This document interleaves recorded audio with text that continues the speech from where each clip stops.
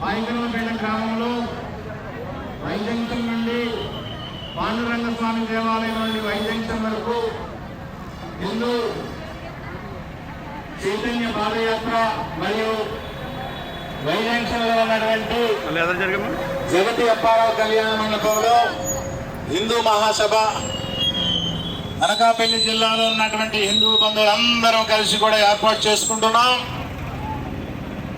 ఈ ప్రధాన జన చైతన్య పాదయాత్రకు హిందూ మహాసభకు ముఖ్య ఉద్దేశం 5 అంశములు.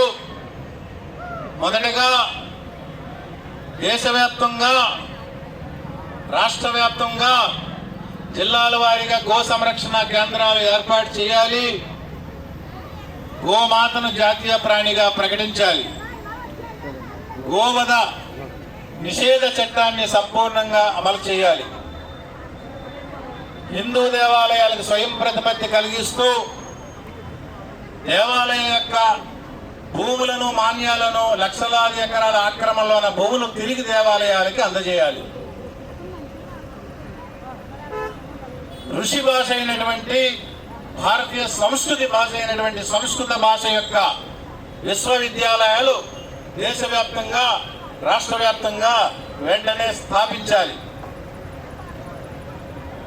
అరణ్యగిరి ప్రాంతాల్లో ఉన్నటువంటి గిరిజనులకు మెరుగైన సౌకర్యాలు కల్పిస్తూ వారికి ఉపాధి అవకాశాలు కల్పించాలి.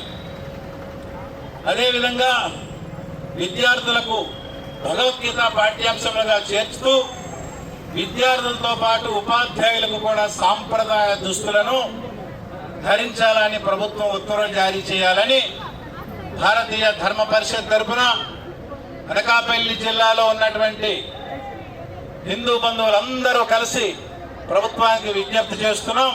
మరికొద్ది సమయంలో హిందూ మహాసభ జగతి అప్పారావు కళ్యాణ మండపంలో